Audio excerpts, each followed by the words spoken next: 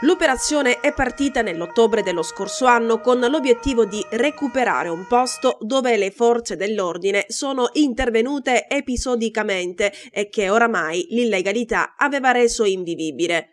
Questi i retroscena dell'operazione antidroga Piazza Pulita condotta dai carabinieri di Agrigento su coordinamento della locale procura che ieri ha portato all'arresto di 4 gambiani, un senegalese ed una donna proveniente dal Belgio con passaporto italiano. Una presunta banda che, agendo con violenza, spacciava hashish e marijuana tra giovani e giovanissimi, anche sedicenni, e che utilizzava i mobili fatiscenti e abbandonati del centro storico di Agrigento come magazzini dove tenere la droga. Aree di spaccio erano Piazzetta Ravanusella e il dedalo di vie che si ramifica nei dintorni. Per sgominare i presunti spacciatori, i carabinieri si sono dovuti ingegnare. I dettagli dell'operazione sono emersi ieri nel corso di una conferenza stampa al comando provinciale dell'Arma. I militari avevano iniziato a pedinare i sospettati, ma ben presto si sono resi conto che tra i vicoli di Piazzetta Ravanusella si aggiravano vere e proprie vedette.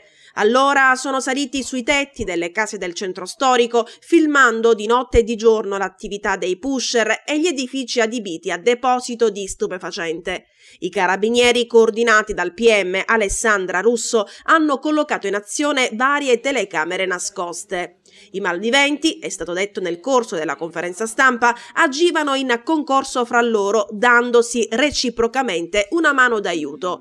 L'attività di spaccio incrementava esponenzialmente durante il pomeriggio, soprattutto perché gli studenti, appena usciti da scuola o prima di andare a prendere un aperitivo, si addentravano per i vicoli di Piazzetta Ravanusella per acquistare lo stupefacente. Si è intervenuti per dare una batosta a questi traffici, ha spiegato il sostituto procuratore Alessandra Russo. Abbiamo chiesto questo fermo anche per evitare, ha sottolineato il PM, che queste persone si dessero alla fuga per poi ritornare fra qualche mese e ripristinare lo spaccio. Si è agito con un fermo per prendere quanti più soggetti e poter formulare al tribunale, in sede di convalida, una richiesta di custodia che permetta di chiudere questa vicenda. Da valutare adesso la posizione degli stranieri arrestati, così come oggetto di valutazione anche la loro presenza sul territorio nazionale. Il ministro dell'Interno Matteo Salvini, appresa la notizia, ha subito parlato a chiare lettere di espulsione. Arrestati spacciatori senegalesi e gambiani che vendevano morte anche a minorenni nel centro storico di Agrigento, ha scritto il numero 1 della Lega sui social. Grazie al decreto sicurezza, per 4 di questi in possesso di permesso umanitario stiamo lavorando per revocare lo status e rimpatriarli. Complimenti a magistratura e forze dell'ordine.